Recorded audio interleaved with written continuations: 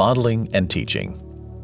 Adults are to model and teach God's will to the younger generation. Here's Gene.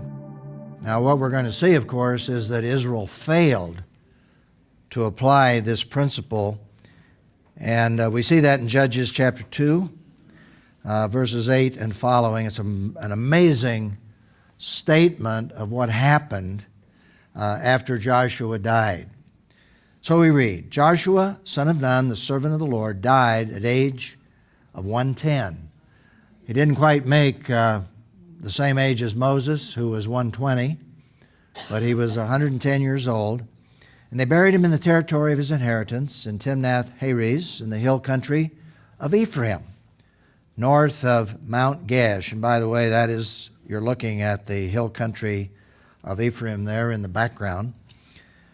And notice it says that whole generation was also gathered to their ancestors. That is, this whole generation in the time of Joshua.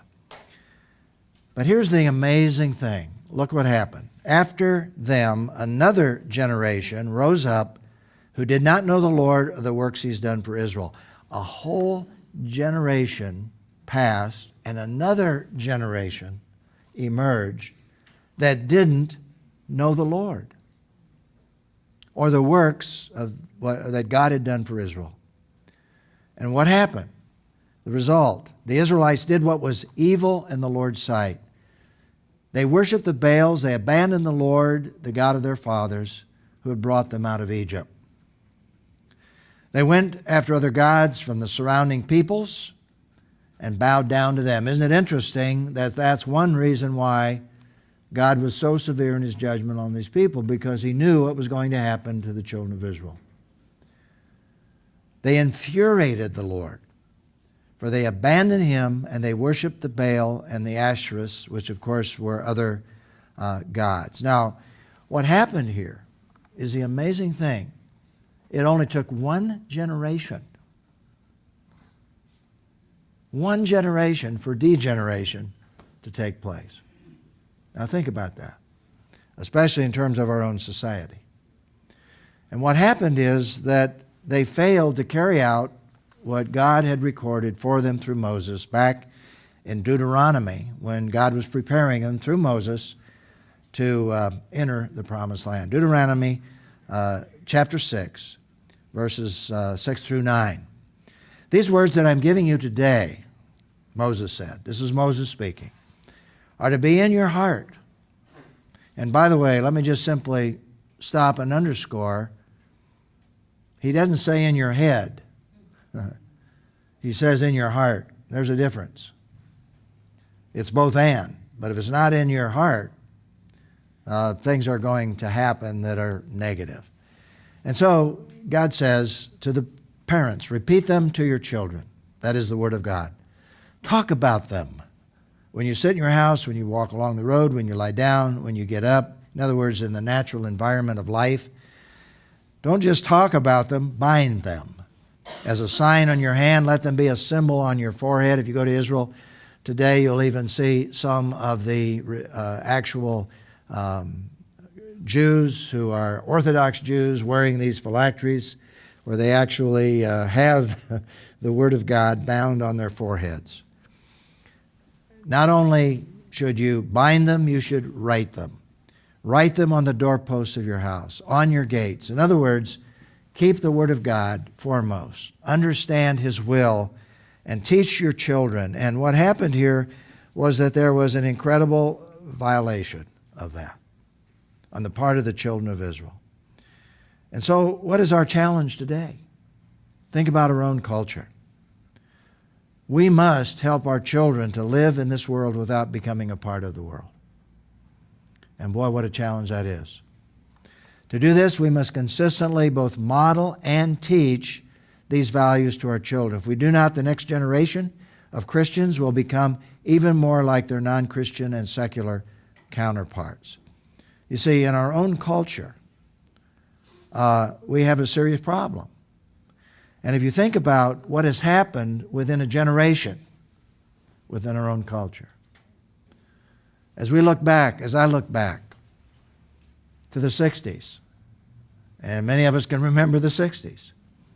And the things began to change within our culture. The Supreme Court started making decisions that led to open doors of violation of the will of God. Abortions that once were considered outlawed in the United States as being murder became a right by law.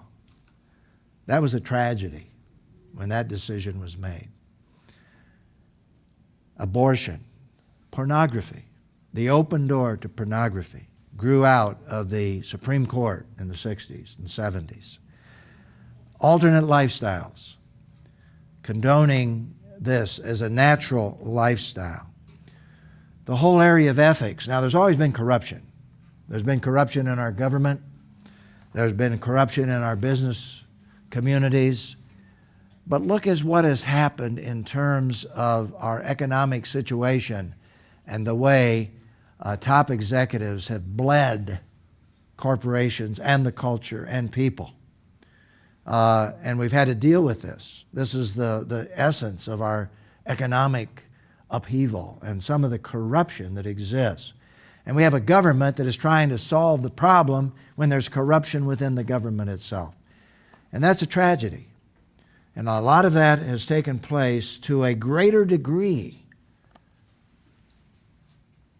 within one generation. And so we look about us and we see a repeat in our own culture of what happened to the children of Israel. Shouldn't surprise us. And this is a tragedy. 1 John 2:15 and 17 is a challenge that we have to take very seriously. Do not love the world or the things that belong to the world. The children, the Christians in the first century lived in the midst of a deteriorating society. They lived in the midst of a society that had deteriorated, and they were to be light within that culture. When Jesus came and walked this earth, it was a horribly deteriorated society within the Roman world. And so they were to be light within that world. I often say, if they could be light in that world, what about us? Can't we stay out of this world? They changed the world in many respects, but what's happening to us is the world is pulling us in. And we have to be very, very cautious of that. John continues, if anyone loves the world, love for the Father is not in him. Because everything that belongs to the world, the lusts of the flesh, the lusts of the eyes, and the pride in one's lifestyle, is not from the Father, but is from the world. And the world with its lust is passing away, but the one who does God's will remains forever. We can be set free from this bondage, but the fact is we can also go back into bondage. And we have to be very cautious of that, because that's exactly what happened to the children of Israel. They went back into bondage. And so the question for thought, reflection, response, what specific steps can we take both in the church and home to avoid what happened to Israel? Well, there's no question about it. There needs to be biblical teaching. But foundational to biblical teaching, which in essence is part of biblical teaching, and that is modeling what we believe. As parents particularly, as pastors, as spiritual leaders, the home really is the church in miniature. And the church is made up of many families. And both the home and the church working together, we are to teach and we are to model, but especially model. I've shared this experience. It's a very personal experience, but I just recently had a conversation with my son. I asked him if he remembered this conversation, which happened a number of years ago when he was a student at Baylor University. And we were driving back from Baylor. I'd gone down to pick him up. And on the way home, I asked him a question. I said, Kenton, I want to ask you a question. Why have you not become rebellious against the Christian faith? Now, if he were here, he would say, I was doing things, Dad, you didn't even know I was doing. But the fact is, he wasn't a prodigal. He was a good kid, even though he was a normal kid. And I said, why didn't you kick over the traces? Why didn't you rebel? Why didn't you reject our faith? And he said something that was very humbling. He said, Dad, it's very simple. He said, you and Mom walk your talk. What's humbling about that is I've not always walked my talk. But what he was testifying to was an element of consistency that helped him to say Christianity is real, in spite of the mistakes that we made along the way as parents.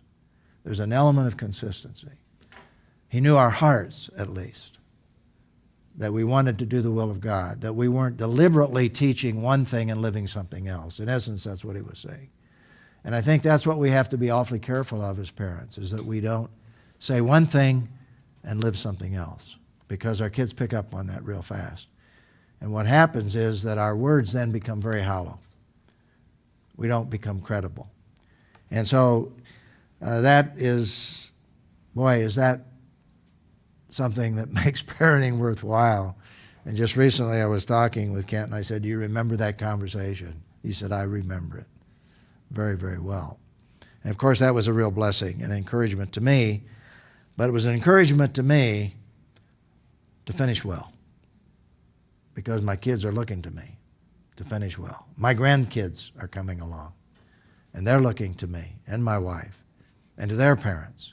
And so we have this great opportunity, this great challenge to model and teach. And so the principle reads, adults are to model and teach God's will to the younger generation. Israel failed to do that. And within one generation, degeneration took place and led to horrible idolatry that's almost unimaginable to read what happened to the children of Israel. After all that God had done for them, bringing them across the Red Sea, through the wilderness, providing for them, bringing them across the Jordan, helping them to take possession of the land, allocating the inheritances, and then, in the midst of all of that, to fail to teach their children. That's an incredible lesson that we must take very, very seriously.